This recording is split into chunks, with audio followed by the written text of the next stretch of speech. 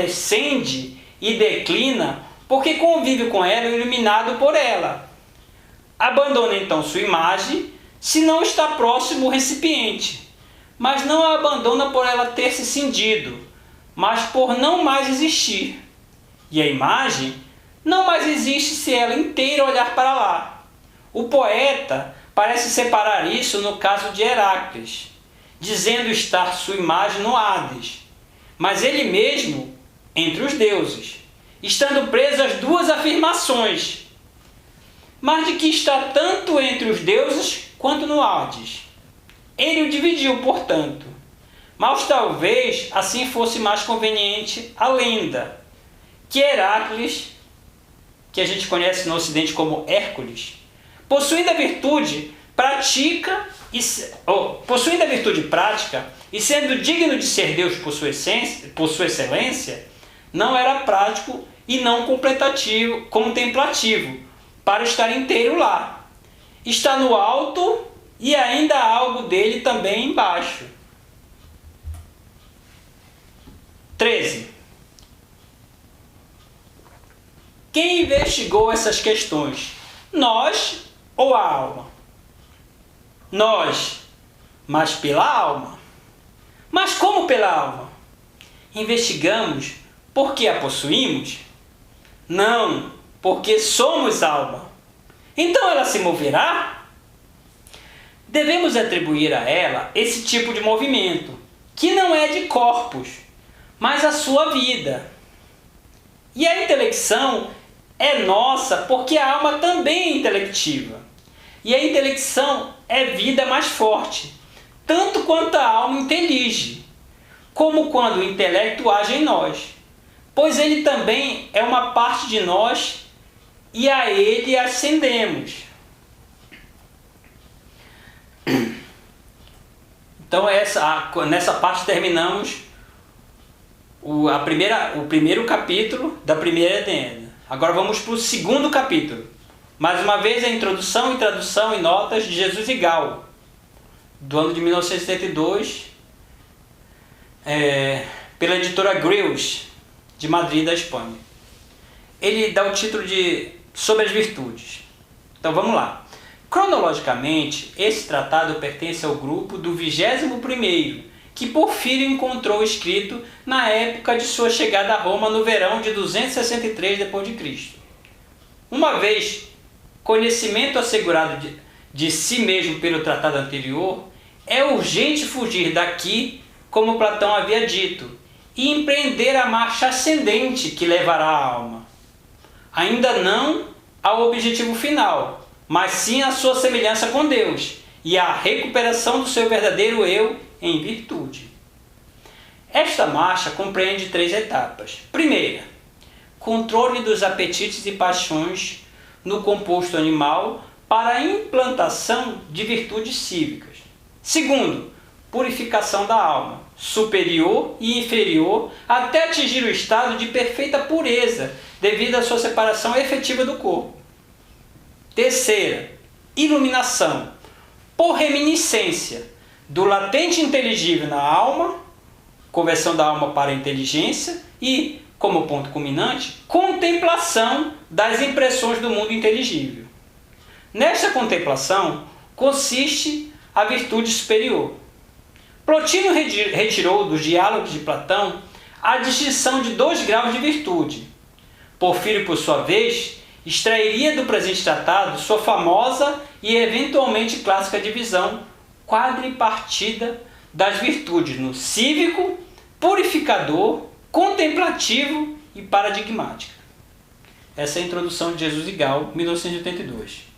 Agora vamos aqui para a tradução para cá. 1.2, na ordem cronológica, esse é o tratado 19, sobre as virtudes.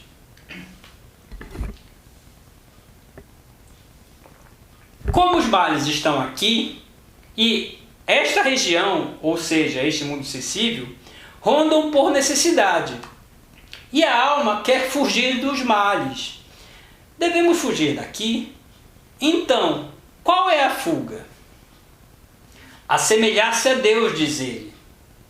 E alcançamos isso se nos tornarmos justos e pios com sabedoria, e de modo geral, na virtude. Se então nos assemelharmos pela virtude, nos assemelhamos àquele que possui a virtude? E mais, precisamente, a qual Deus? Ao que parece possuir essa virtude, isto é, a alma do cosmos, e ao princípio condutor que há nela, possuidor de sabedoria admirável.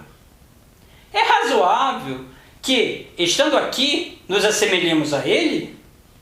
Ora, primeiro é contestável que a ele pertençam todas as virtudes. Por exemplo, ser temperante e corajoso, se nada temível Alá, pois nada lhe advém do exterior, e não lhe advém nenhum prazer, cujo desejo de possuí-lo ou obtê-lo seria suscitado se não estivesse presente. Mas se ele também está desejoso dos mesmos inteligíveis que nossas almas, é claro que daí nos vem a ordem e as virtudes. Então ele as possui? Não é razoável, pelo menos, que possua as chamadas virtudes cívicas, a sabedoria na parte racional, a coragem na irascível, a temperança, que é um acordo e consonância da parte desiderativa com o raciocínio, e a justiça, que é a completa sugerência de cada uma dessas partes no que diz respeito a governarem e serem governadas. Então, nós nos assemelhamos a Deus pelas virtudes cívicas, mas pelas superiores que recebem o mesmo nome? Mas se por essa razão não o fazemos de modo algum pelas cívicas,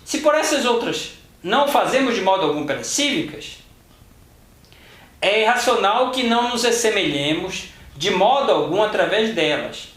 A fama, pelo menos, declara a esses, os que possuem virtudes cívicas, divinos. E deve-se dizer que, de algum modo, se assemelham, mas que a semelhação se dê segundo as superiores. Todavia, cabe precisamente possuir ambas as virtudes, mesmo que não sejam do mesmo tipo. Mas então, se convém que, ainda que não sejam virtudes do mesmo tipo, é possível assemelharmos, ainda que sejamos diferentes devido às virtudes diferentes, nada nos impede de, mesmo que não nos assemelhamos em relação às virtudes, assemelhamos-nos por nossas próprias virtudes a quem não possui virtudes. Como? Assim, se algo é aquecido pela presença do calor, é preciso que aquilo que veio, o calor, também seja aquecido. E se algo é quente pela presença do fogo, deve o próprio fogo ser aquecido pela presença do fogo. Poder-se-ia responder à primeira objeção que há calor no fogo, mas natural. De modo que o argumento, seguindo a analogia, faz a virtude adventícia à alma, mas natural aquilo que ela a tem, imitando. Quanto ao argumento do fogo, que aquilo é a virtude, pode-se dizer que, desse modo, aquilo que a alma obtém, a virtude, é a própria virtude, assim como o fogo é o calor. Mas nós a consideramos superior à virtude. Entretanto, se aquilo de que participa a alma fosse idêntico àquilo do que ela provém, deveremos argumentar assim. Agora, um é diferente do outro. Ou seja, a virtude de que participa a alma é diferente do princípio de que provém ela. Pois a casa sensível não é a mesma que a inteligível, embora se assemelhe. A casa sensível participa tanto da ordem quanto do ornato, embora lá, na razão, não haja ordem, nem ornato, nem simetria. Certamente há no inteligível ordem e beleza. Plotino se refere aqui à ordem, ao ornato, à proporção presente na casa sensível, que não são aplicáveis à casa inteligível, uma vez que esta é uma forma indivisa. Assim, portanto, como participamos do ornato e da ordem e da consciência de lá, e eles são a virtude daqui, embora eles lá não necessitem de concordância, nem de ordem, nem de ornato, tampouco haveria utilidade na virtude, e nós não nos assemelhamos menos aos seres de lá devido à presença da virtude. Contra, portanto, a virtude não ser necessária lá porque somos nós que assemelhamos pela virtude. É isso, mas precisamos introduzir persuasão no discurso, não permanecendo na força. Segundo, primeiro então, devemos considerar a virtude pelas quais dissemos assemelhar-nos, para que descubramos esse algo mesmo que, sendo em nós imitação, é virtude, mas lá, sendo que um arquétipo não é virtude, assinalando que há dois tipos de assemelhação. Uma reclama que haja algo idêntico nos semelhantes, que se assemelham todos igualmente a partir de uma mesma forma. Por outro lado, nos casos daqueles em que um se assemelha ao outro, mas este outro é primário, não convertível naquele nem a ele considerado semelhante. Nesse caso, devemos conceber a assemelhação de outro modo, sem exigir uma forma idêntica, mas antes diferente, se de fato se assemelham de modo diferente. Que será então a virtude, tanto a universal quanto a particular? Será mais clara nossa reflexão se tratarmos uma a uma, pois assim o que lhes é comum, segundo o qual todas são virtude, será facilmente manifesto. Por conseguinte, as virtudes cívicas que mencionamos acima nos ordenam realmente a nos tornar melhores, porque delimitam e metrificam. Aqui o Baracá, ele comenta que ele fala sobre esse termo metrificar, sabe? Que nessa passagem o sentido preciso do verbo é impor medida, ou seja, as virtudes cívicas delimitam e impõem medidas aos desejos. O emprego metafórico de metrificar significa por inverso, isto é, arranjar palavras de modo tal que obedece a padrões métricos e ritmos definidos pelo poeta. Com efeito, é isso que a virtude faz com os desejos. Ela os submete a um metro e a um ritmo, para que suas manifestações sejam controladas e harmoniosas, e eles não sejam um empecilho para a ascensão da alma. Os desejos, em geral, metrificam as afecções e eliminam as falsas opiniões através daquilo que é absolutamente melhor e pelo qual as virtudes são delimitadas e são exteriores ao sem metro e ao sem limite, por estarem de acordo com o que está metrificado.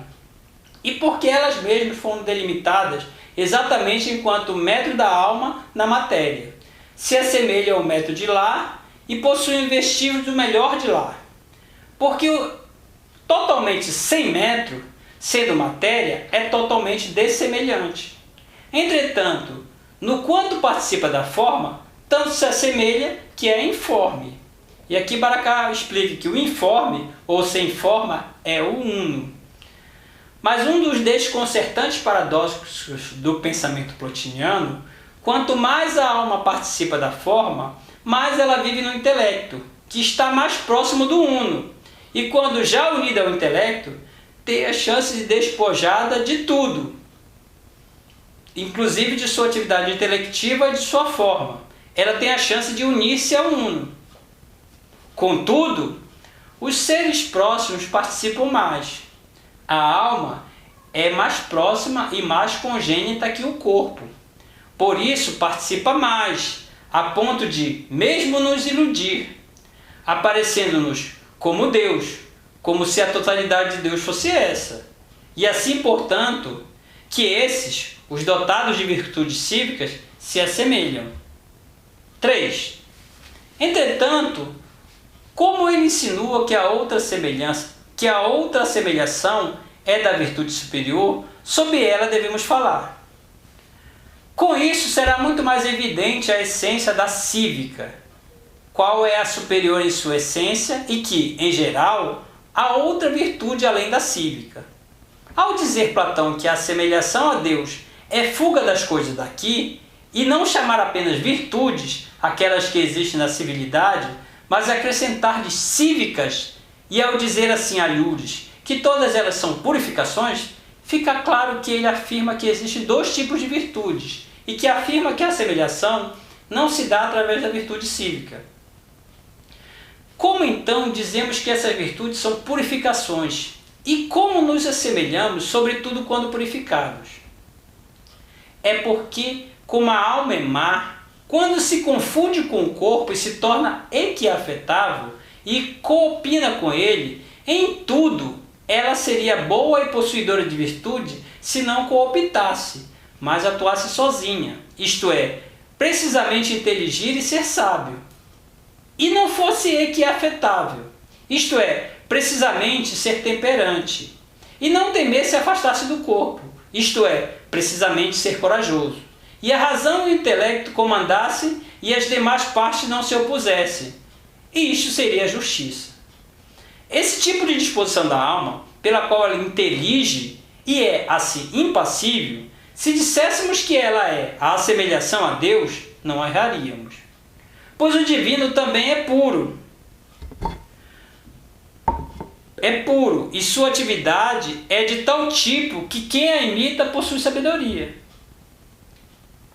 Então por que não está também o divino assim disposto? Não, ele não está em nenhuma disposição. A disposição é própria da alma.